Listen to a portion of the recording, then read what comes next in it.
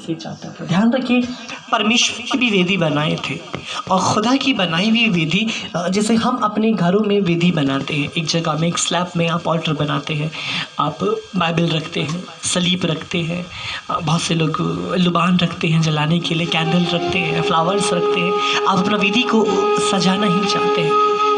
हर एक परिस्थिति में आप उसे सजाते हैं, आप उसे मजबूत बनाते हैं ताकि वो वेदी पवित्र रहे, अच्छी लगे, सुंदर लगे।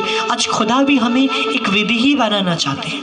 परमेश्वर की भी परिकल्पना है कि खुदा ने भी हमें वेदी की तरह ही बनाया था, वेदी की तरह निर्माण किया था। और जब हम अपने आप को तैयार करते हैं तो हम खुदा की वेदी बन जाते हैं, जीवित वेदी। खुदा की वेदी आप है। आपने अपने घर में जो जगह बनाए हैं वो भी आपने एक ऑल्टर बनाया है, पर खुदा की वेदी आप खुद है।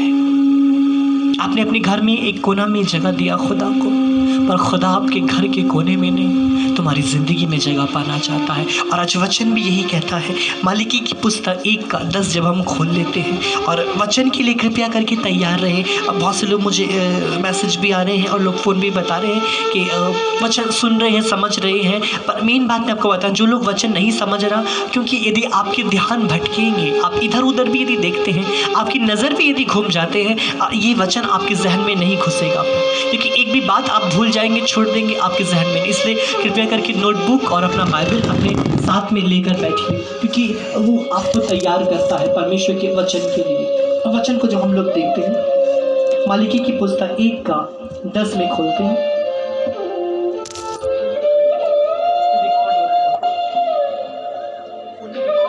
भला होता कि तुम में से कोई मंदिर के किवाड़ों को बंद करता, कि तुम मेरी वेदी पर व्यर्थ आग जलाने ना पाते।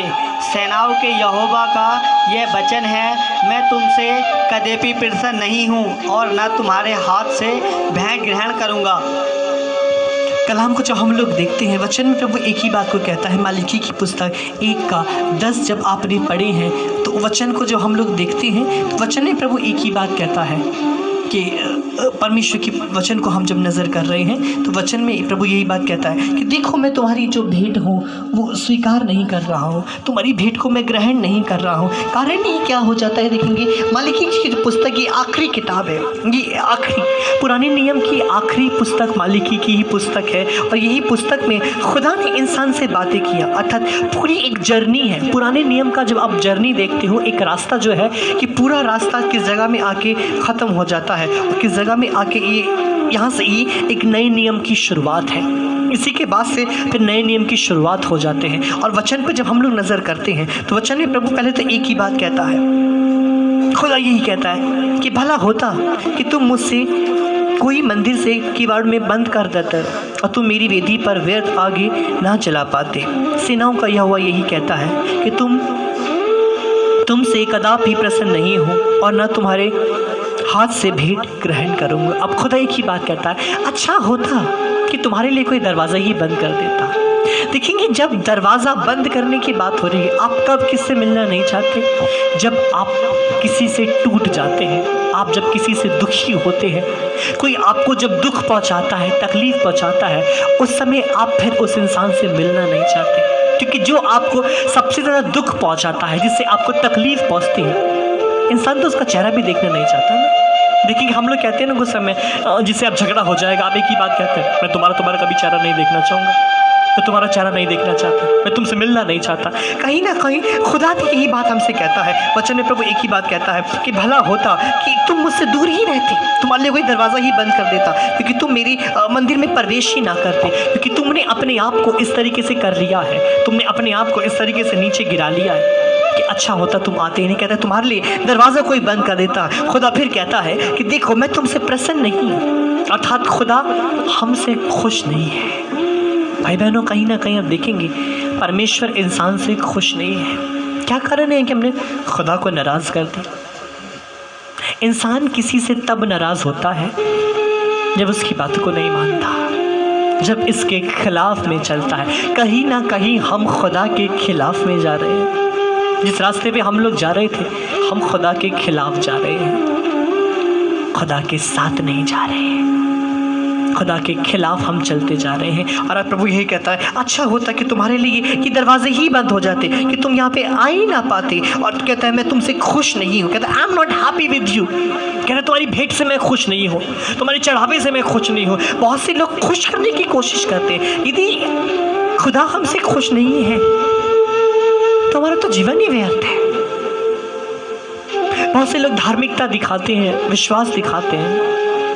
यदि आपके जीवन से खुदा खुश नहीं है तो फिर क्या काम हो चुके हैं, फिर मुश्किलातें क्या हो चुकी है कि यदि हमारे से खुदा प्रसन्न नहीं हो पा रहे हैं। और आज प्रभु यही बात कहता है, यदि आप किसी के लिए एक भोजन बनाते हैं, आपने खाना बनाया, और जिसके लिए आपने खाना बनाया यदि वो इंसान को पसंद ना आए तो लगता है सारा मेहनत ही बेकार चला गया, कि जो मेहनत हमने किया, जो यत्न हमने किया, सब कुछ बेकार हो चुका। और आज प्रभु यही बात को कहता है कि देखो मैं तुमसे खुश नहीं हूँ। इसी का 1 से 4 तक जब हम पढ़ते हैं, प्रभु फिर हमसे कहता है,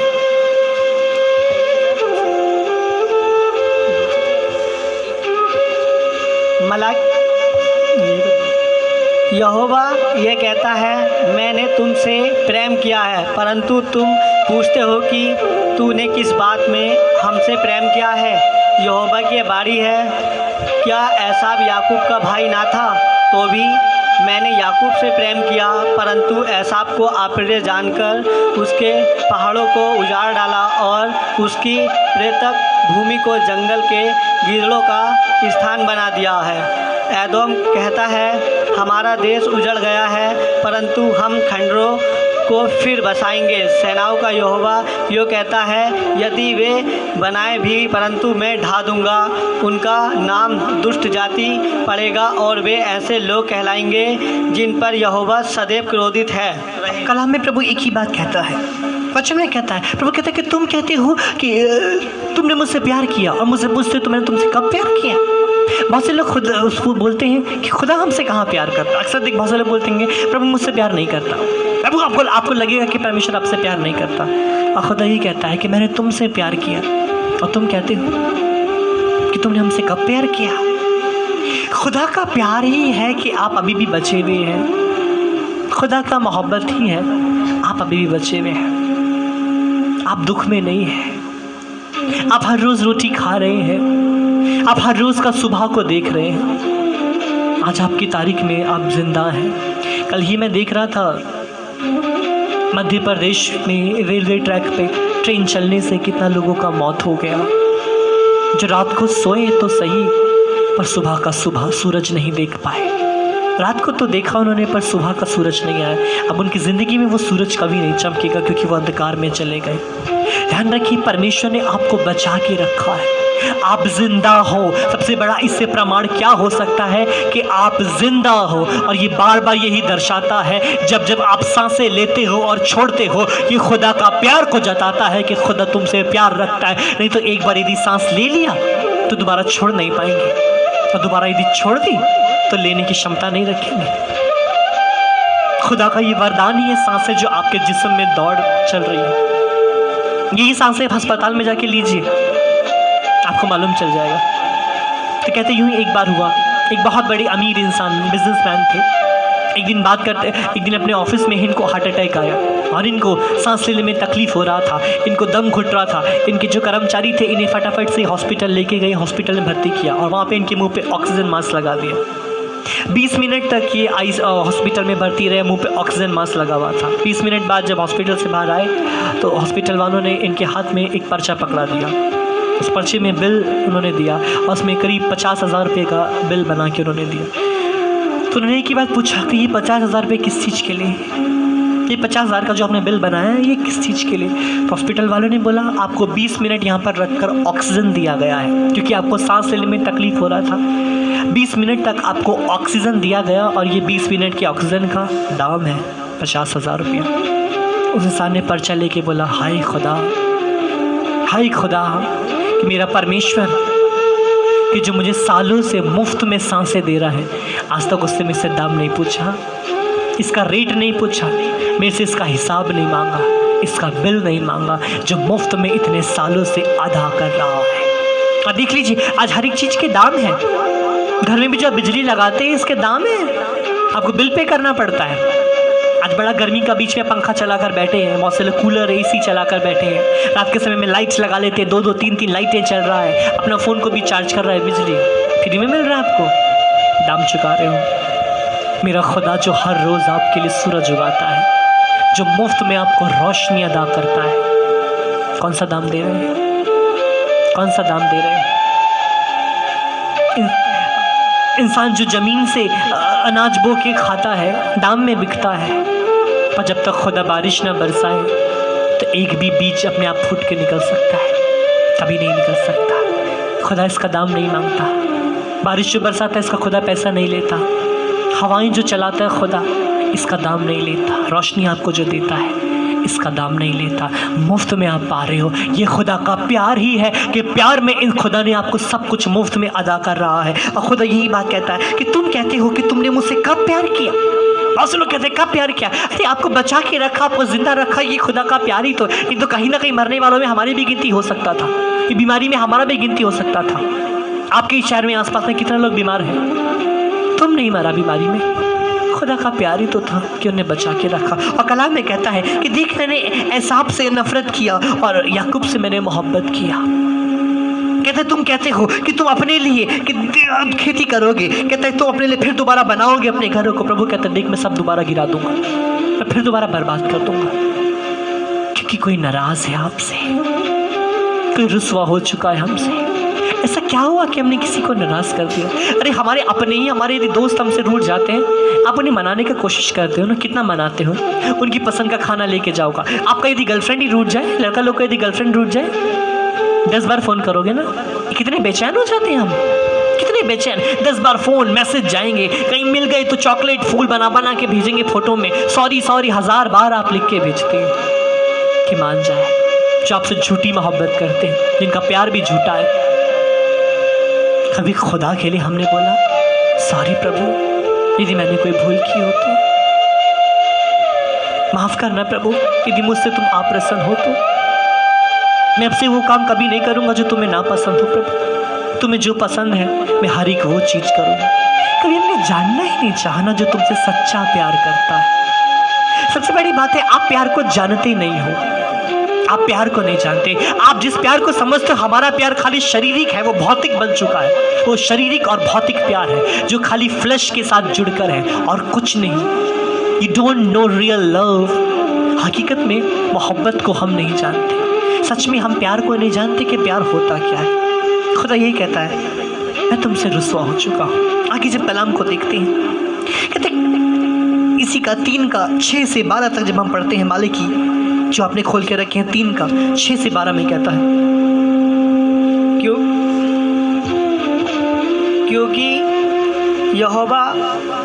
क्योंकि मैं यहोवा बदलता नहीं, इसी कारण हे याकूब की संतान तुम नष्ट नहीं हुए। अपने पुरखाओं के दिनों में से तुम लोग मेरी विधियों से हटते आए हैं हो और उनका पालन नहीं करते। तुम मेरी ओर फिरो तब मैं भी तुम्हारी ओर फिरूंगा। सेनाओं के यहोवा का यही वचन है। परंतु तुम पूछते हो हम किस बात में फिरें? क्या मनुष्य परमेश्वर को धोखा दे सकता है? पर देखो तुम मुझको धोखा देते हो और तो भी पूछते हो कि हमने किस बात में तुझे लूटा है। 10वां अंश उठाने की भेंटों में तुम और भारी साफ पड़ा है, क्योंकि तुम मुझे लूटते हो, वरन मेरी सारी जाति ऐसा ही करती है। सारे 10वें अंश कलाम को जो अब लोग देखते हैं, शुरुआत में जब आप पढ़ते हैं प्रभु कहता है कि जो आपने पढ़ के गए मालिकी 3 का 6 से 12 में, तो प्रभु पहले शुरुआत में यही कहता है क्योंकि यहोवा ये कहता है कि हे याकूब की संतान तुम नष्ट नहीं हुए, क्योंकि मैं बदलता नहीं है। ध्यान रखिए परमेश्वर बदलता नहीं है। सबसे बड़ी बात तो जान लीजिए खुदा का प्यार जो है वो बदलता नहीं है। खुदा युगान युग से एक सही है। मैं कल भी आपको बता रहा था वो शुरू से रिश्तों में रहना चाहता है। अरे वो तो शुरू से रिश्तों में बंधना चाहा। पहले आदम के साथ रिश्ता जोड़ा, उसने भी तोड़ दिया। फिर उसकी सोचा कि शायद इसकी औलाद ऐसा नहीं होगी, इससे भूल हुआ, इसके बच्चों से शायद भूल नहीं होगी, इसकी औलाद ऐसा नहीं होगी। उसकी औलाद के साथ रिश्ता जोड़ना चाहा, उसने भी तो तोड़ दिया। और हर कोई तो रिश्ता जोड़ता ही चला गया। फिर अब्राहम के साथ जोड़ा, नूह के साथ जोड़ना शुरू किया, याकूब के साथ जोड़ा, मूसा के साथ जोड़ा, एलिया के साथ जोड़ा, और आज खुदा आपके साथ रिश्ता जोड़ रहा है। वो रिश्तों में रहना चाहता है, वो आपसे दूर नहीं रहना चाहता। अब कलाम में कहता है कि तुम कहते हो कि वो बदल चुका है। खुदा कहता है मैं कहाँ बदला? किस जगह में आपने परमेश्वर को बदलते हुए देखा? अरे बदलते तो हम हैं, बदलते तो हम जैसे लोग हैं। खुदा कहाँ बदल रहा है? यदि खुदा बदल जाए तो आप नहीं रहेंगे, आपका सिर नीचे पाँव ऊपर हो जाएंगे। ध्यान रखिएगा, सिर नीचे होगा, पाँव ऊपर होंगे। यदि खुदा बदल जाए, खुदा ही तो नहीं बदलता। ये जो इतनी बड़ी बड़ी इमारतें दिख रही हैं सब नीचे ढह जाएंगी यदि खुदा बदल जाए। खुदा जैसा था वो आज भी वैसे ही है, और प्रभु कल भी प्यार करता था, परमेश्वर आज भी प्यार करता है। कहता है क्योंकि तुम मुझे दिल नहीं देते, क्योंकि तुमने अभी तक परमेश्वर को अपना हृदय नहीं चढ़ाया। देखेंगे हमने अभी तक परमेश्वर के सामने हृदय नहीं अर्पण किया, हमने अभी तक अपनी सोच नहीं रखी। नहीं तो कारण है हमने अभी तक खुदा को दिल नहीं दिया। You doesn't give the heart to the lord. हमने खुदा को अपना हृदय नहीं दे पा रहे। इस दिल में आपने बहुत कुछ रखा है, क्या इस दिल में खुदा है? किस जगह में आपने दिल के कोने में मसीह को बिठा रखा है? किस जगह में मसीह है हमारी जिंदगी में? कहते तुम मुझे लूटते आए हो, छल करते आए हो। और असल देखेंगे इंसान खुदा को लूट रहा है, हम भी तो छल ही करते हैं। कौन सा प्यार के लिए कोई मसीह के पास आए थे? सबका सब तो आवश्यकता के लिए आए थे, सबके सब तो चंगाई के लिए आए थे, और किस चीज के लिए? क्योंकि सिर्फ चंगाई के भूखे बन चुके, ये सिर्फ पाना चाहते हैं, पाना पाना पाना। और आज भी देखो हमें पाना पाना पाना पाना, बस यही हो चुका। कितना पाएंगे?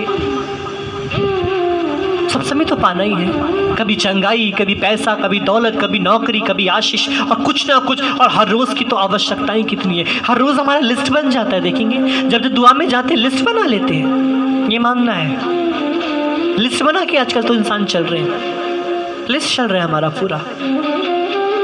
इसमें कहाँ से प्यार है, कहाँ से सच्चाई है इसमें?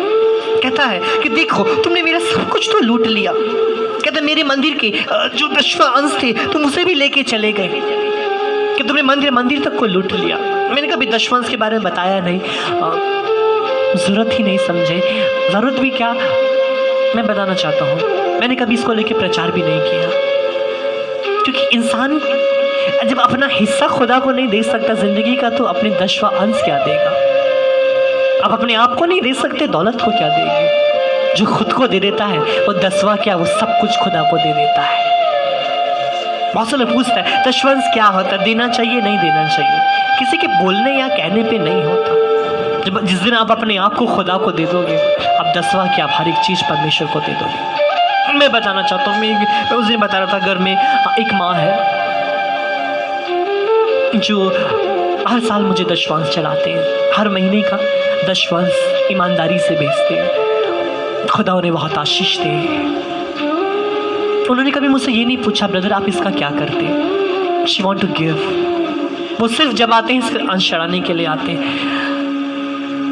हमारी ज़िंदगी में बहुत सारे सवाल हैं, यदि आप किसी को कुछ देंगे भी, क्या होगा इसका, क्या करेंगे? 10 सवाल पूछने लग जाते हैं ना।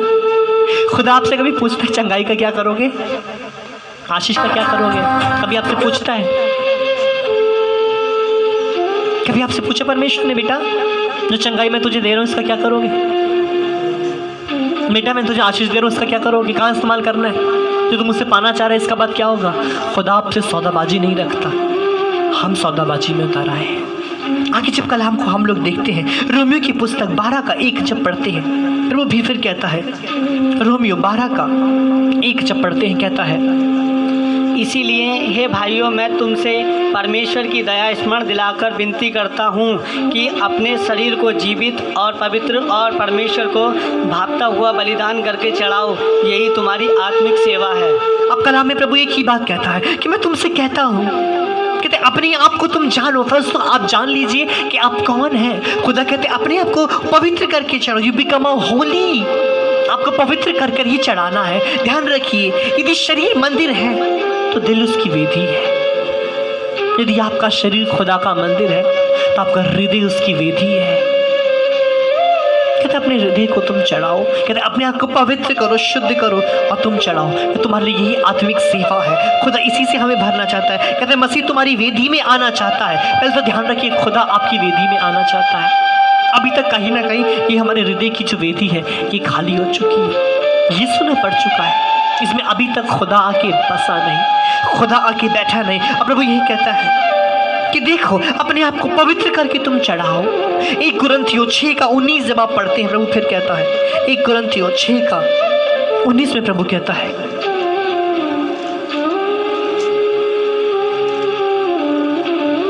क्या तुम नहीं जानते कि तुम्हारी देह पवित्र आत्मा का मंदिर है जो तुम में बसा हुआ है और तुम्हारे परमेश्वर की ओर से मिला है और तुम अपने नहीं हो।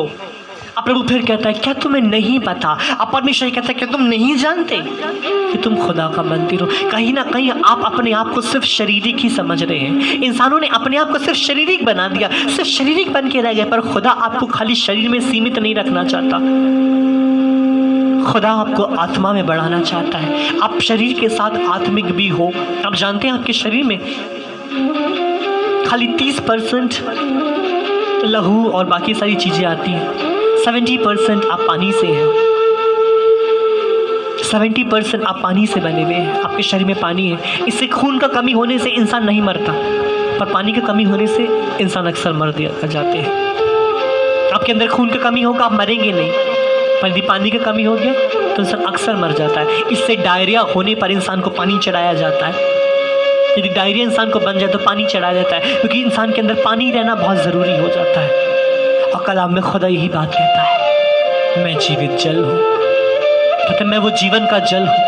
यदि ये आपके अंदर में है, आप जिंदा हो। जिस दिन ये कम होना शुरू हो गया, आप मृत्यु की तरफ दौड़ना शुरू कर दोगे, आप मौत की तरफ जाना शुरू कर दोगे। प्रभु यही कहता है, क्या तुम नहीं जानते कि तुम खाली शारीरिक नहीं हो? हमने अपने आप को सिर्फ शारीरिक समझ के बांध दिया एक जगह में। हमें लगता है मैं सिर्फ शारीरिक हूँ, उसके सिवा कुछ नहीं। पर खुदा आपको खाली शारीरिक रखना नहीं चाहता, आप आत्मिक भी है। और सबसे बड़ी बात, आप खुदा का मंदिर है।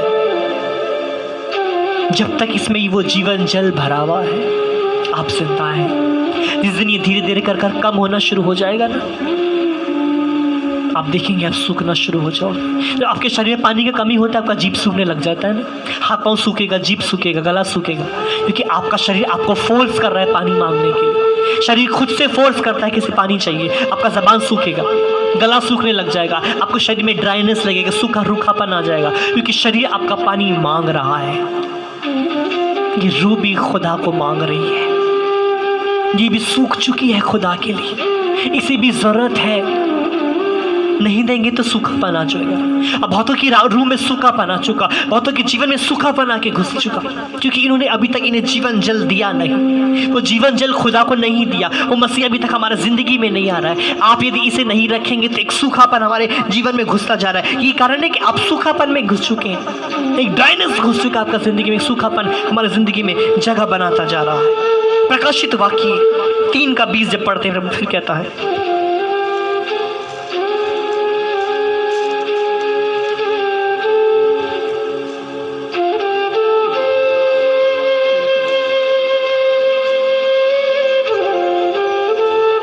देख मैं द्वार पर खड़ा हुआ खटखटाता हूँ। यदि कोई मेरा शब्द सुनकर द्वार खोले तो मैं उसके पास भीतर आकर उसके साथ भोजन करूँगा और वह मेरे साथ।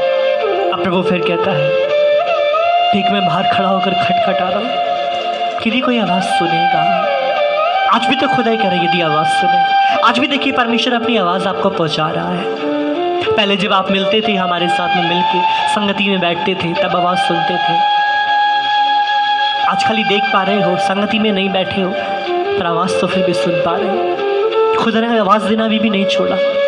उससे भी खुदा आपको आवाज़ देता था जब आपको मीटिंग के लिए बुलाया जाता था, जब आप नज़रअंदाज कर देते थे। आज भी खुदा आपको आवाज़ दे के बुला रहा है। बहुत से सुनते हैं, बहुत से नज़रअंदाज कर देते हैं, और खुदा फिर कह रहा है, मैं आज भी दरवाज़ा खटखटा रहा हूँ। मैंने उस दिन भी एक बात कही थी, कहीं ऐसा ना हो खुदा दरवाज़ा खटखटाते हमारे घर से ही चला जाए। शायद वो जान जाए कि दरवाज़ा शायद खुलने वाला नहीं है।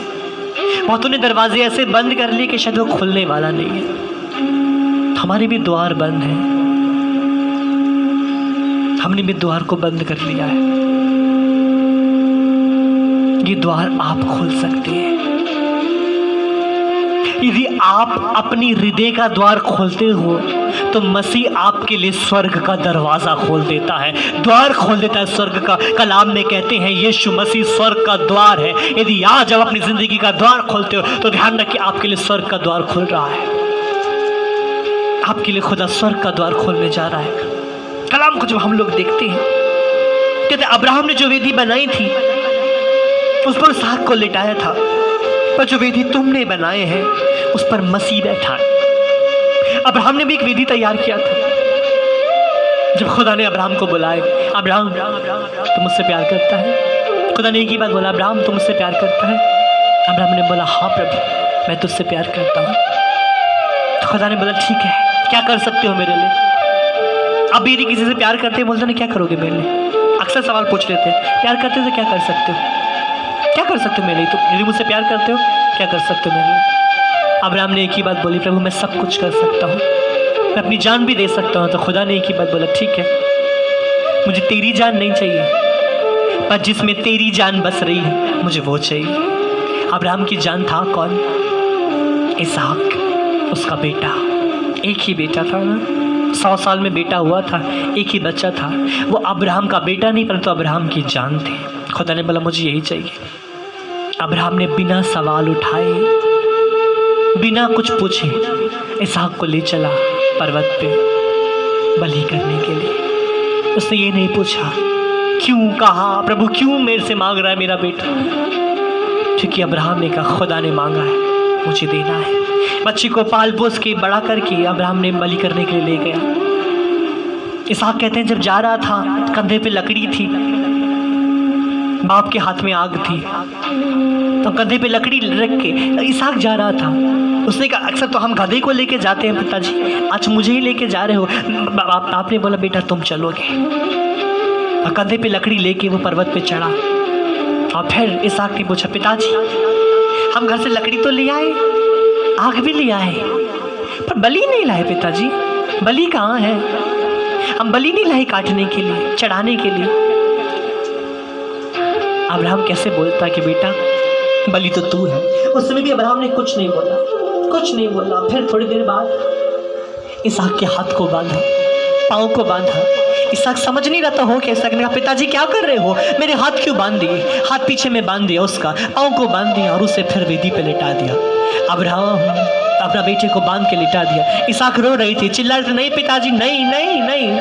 इसहाक रो रही थी, पर अब्राहम ने वेदी पे लिटा दिया। और फिर खंजर को निकाला, छुरी को, और उठाया उसके सीने पे मारने के लिए, दिल पे मारने के लिए खंजर को उठाया। और जैसे ही उसने उठाया इसहाक चिल्लाया होगा, रोया होगा। उसी समय खुदा ने बोला अब्राहम नहीं नहीं अब्राहम तुझे अपना बेटा देने की ज़रूरत नहीं, तुझे देने की ज़रूरत नहीं, छोड़ दे उसे। और अब्राहम ने फिर उसे खोला, उसे छोड़ दिया।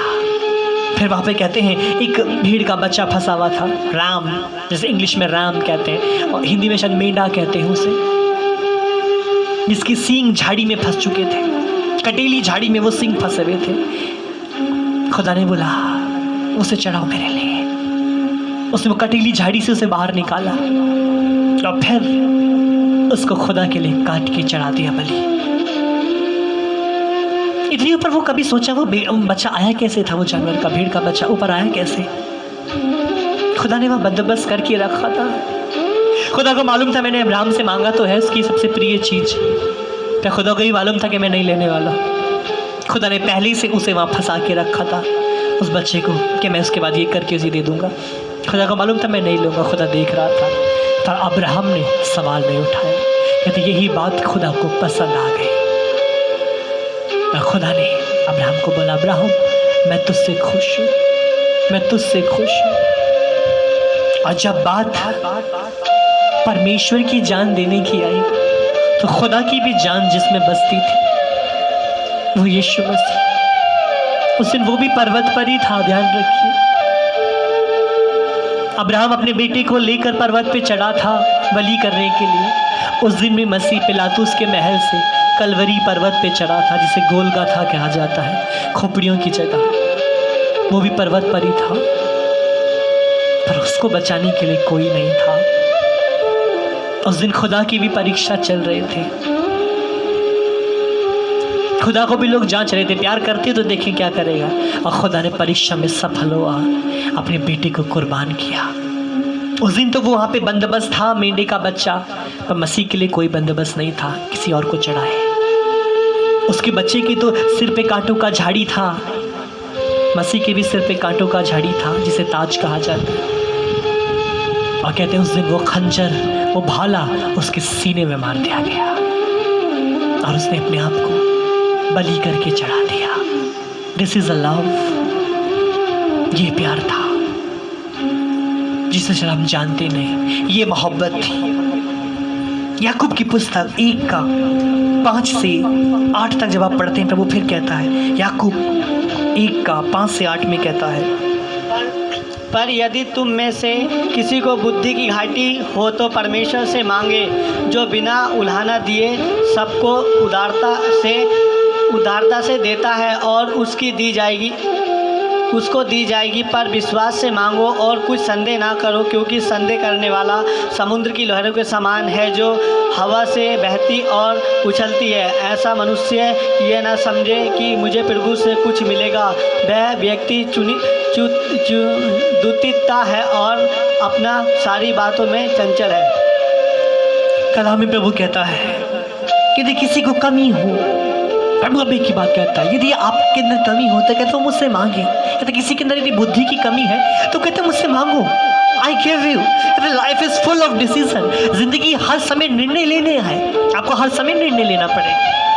फुल ऑफ डिसीजन, आपको सब समय निर्णय लेना है, कब आप क्या निर्णय ले रहे हैं। और देखिए, आपके निर्णय पे खुदा का फैसला टिका रहता है। आप जो निर्णय लेते हैं उससे खुदा आपकी ज़िंदगी में काम करता है।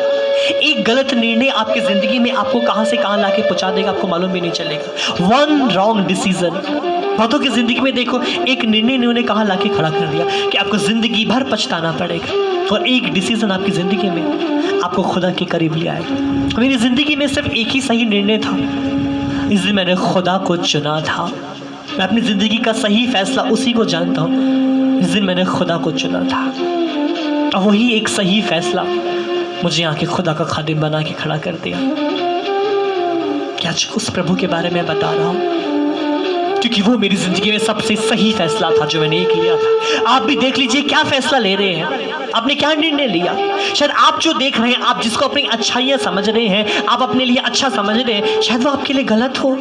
आपको अभी अच्छा लग रहा है, पर बाद में आपको वो नुकसान में पहुँचा देगा, आपको दुख में पहुँचा देगा। आपको जानना ज़रूरी है आपके लिए सही और गलत क्या है, क्योंकि आप सामने का देख रहे हो, खुदा दूर का देख रहा है। मुझे भी लग रहा था, क्योंकि जब मैंने मसीह को चुनने का निर्णय लिया था उस समय मेरी ज़िंदगी में मुश्किलातें थी, समस्या थी, और ये नहीं खुदा को चुन के मुझे सब कुछ अच्छा लग रहा था, सब कुछ परेशानी नजर आता, सब बोल रहे थे यू आर रॉन्ग। तो मुझे कहीं ना कहीं मन में एक आवाज़ आ रही थी, शायद यही सही है, यही सही है। और आज को वो सब गलत है, मैं सही हूँ क्योंकि मैंने खुदा को चुना। मैं गर्व से कहता हूँ क्योंकि मैंने प्रभु को चुना, मैंने किसी और को नहीं, मैंने खुदा को चुना है। और आज आप भी देख लीजिए, आप किसको चुन रहे हैं अपनी ज़िंदगी में, आप किसको चुन रहे हैं, किसको आप जगह दे रहे हैं, ये आप पे निर्भर करता है। कहता है क्वालिटी ऑफ लाइफ, जिंदगी की खूबियाँ, डिसीजन ऑफ वॉकिंग, आपके काम में आपका निर्णय, आपके कार्य में आपका निर्णय। देख लीजिए आप किस कार्य में निर्णय ले रहे हैं, किस जगह में आप कैसा निर्णय ले रहे हैं, देखना जरूरी है। आप किस तरीके से निर्णय लेते हैं, कहीं आप कोई गलत निर्णय तो नहीं ले रहे, शायद गलत तो नहीं सोच रहे हैं। कहता है यदि कमी है, याकूब जो आपने पढ़ के गए उसमें कहता है यदि तुम्हारे अंदर निर्णय लेने के लिए तो मुश्किलातें आ रही है, तो कहता है मुझसे आके पूछो, मुझसे पूछो, मैं तुम्हें बताऊंगा। कहते कमी हुई थी बुद्धि की, तो मुझसे पूछो, मैं तुम्हें ज्ञान दूंगा। सुलेमान को खुदा ने ज्ञान ही दिया था। आज खुदा आपसे पूछता है यदि आपको मुश्किल लग रहा है, जैसे बहुत से लोग निर्णय लेने में मुश्किल लग रहा है, समझ नहीं पा रहे क्या डिसीजन ले, क्या निर्णय लेना चाहिए, आप एक बार जाके पूछिए प्रभु से।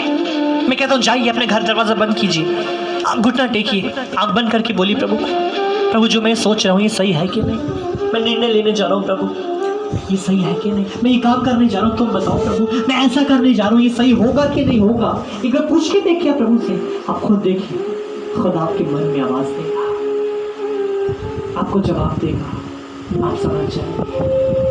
खुदा आपसे बोलेगा। बहुत से लोगों को मुश्किल हो, बहुत से अक्सर लोग पूछ के करते हैं। मैं आपको बताना, आपको किसी से नहीं पूछना, आप जाके खुदा से पूछो। खुदा आपसे क्या कह रहा है, परमेश्वर आपसे क्या कह रहा है, वो आपको बताएगा। शायद आपके लिए सही हो,